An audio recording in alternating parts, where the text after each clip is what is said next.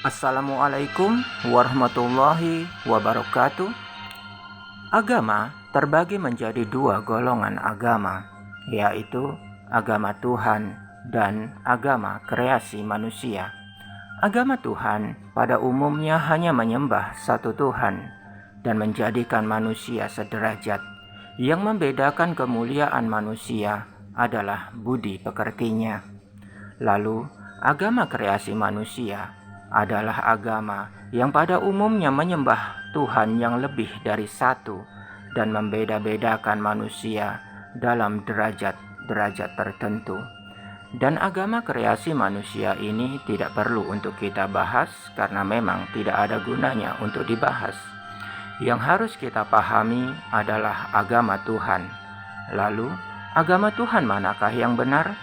Bukankah agama Tuhan itu ada sangat banyak sekali? Ya, agama Tuhan memang ada sangat banyak, dan pada prinsipnya semua agama Tuhan itu benar. Namun, setiap agama Tuhan mempunyai masa tersendiri, mempunyai kurun waktu tersendiri.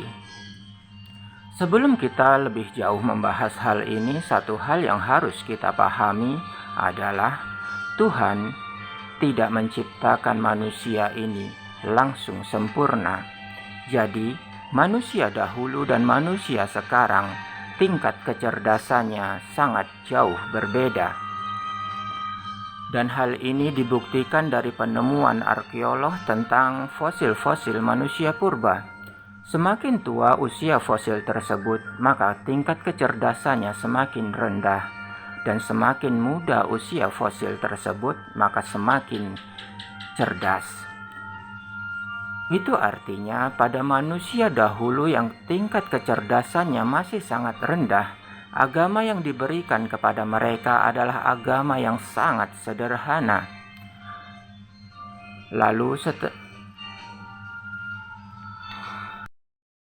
setelah manusia mengalami proses evolusi dengan pergantian generasi kepada generasi yang lebih cerdas, maka agama pun diperbaharui dengan agama yang baru. Agama yang baru ini menyempurnakan ajaran yang lama. Ajaran yang lama yang masih relevan dengan zaman diadopsi. Ajaran yang sudah tidak cocok dengan zaman itu pun dibuang dan ditambah dengan ajaran baru yang lebih tinggi tingkatannya. Lalu setelah manusia mengalami proses evolusi kembali kepada generasi yang lebih cerdas, maka agama pun diperbaharui kembali dengan proses yang sama. Dan hal ini terus terjadi seiring waktu, seiring zaman, seiring pergantian generasi, hingga akhirnya sampailah kepada agama yang terakhir. Agama yang terakhir ini adalah penyempurna semua agama.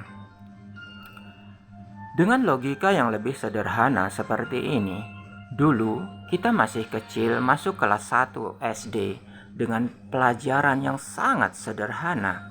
Namun, dikala itu kita pun cukup kesulitan untuk menerimanya. Lalu setelah kita mampu kelas 1, maka kita naik ke kelas 2 dengan pelajaran yang lebih tinggi. Lalu kelas 3, kelas 4, kelas 5, dan akhirnya kelas 6.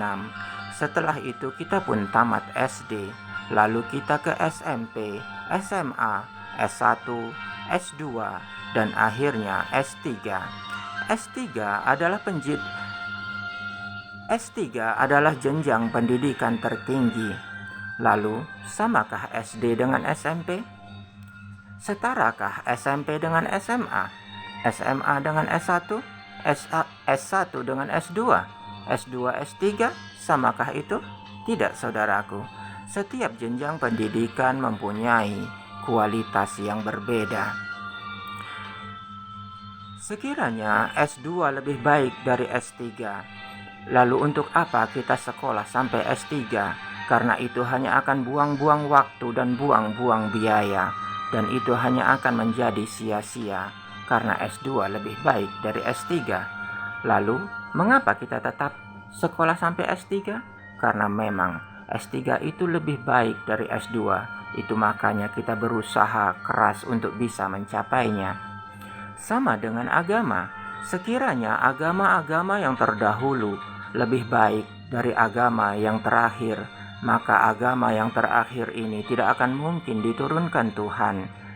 Karena itu hanya akan menjadi kesia-siaan, dan sesuatu yang sia-sia tidak mungkin dilakukan Tuhan. Mengapa agama yang terakhir ini tetap turun? Itu artinya agama yang terakhir ini memang lebih baik dari agama-agama yang terdahulu. Dan semua kebaikan dari agama-agama yang terdahulu ada di ajaran di agama yang terakhir ini. Namun ilmu kebaikan di agama yang terakhir ini tidak ada di agama-agama yang terdahulu. Inilah bukti bahwa agama yang terakhir ini memang yang terbaik. Jadi, di masa kini, agama yang diakui Tuhan hanya tinggal satu, yaitu agama yang terakhir, yaitu Islam, agama yang dibawakan oleh Rasulullah Muhammad. Sementara agama-agama yang lain sudah lewat masanya, sudah lewat waktunya. Ibarat makanan sudah kadaluarsa. Jika saudaraku tetap nekat untuk memakannya, maka saudaraku bisa keracunan. Memang keracunan itu tidak akan saudaraku rasakan di dunia ini, tapi kelak di akhirat. Jika di akhirat kelak saudaraku merasakan keracunan ini, maka di sana tidak ada obatnya selain neraka. Lalu, di manakah saudaraku bisa mendapatkan obatnya? Di dunia inilah obatnya, saudaraku. Jika saudaraku tidak ingin keracunan, maka janganlah saudaraku makan makanan yang sudah kadaluarsa. Sama dengan agama. Jika agama-agama yang sudah tidak relevan dengan zaman, saudaraku tetap ngotot untuk menerimanya, maka suatu saat nanti saudaraku akan sangat menyesal. Lalu saudaraku, sekali lagi, pergunakanlah akal dan nalar saudaraku untuk berpikir, karena akal dan nalar saudaraku yang akan mampu menyelamatkan saudaraku dari api neraka.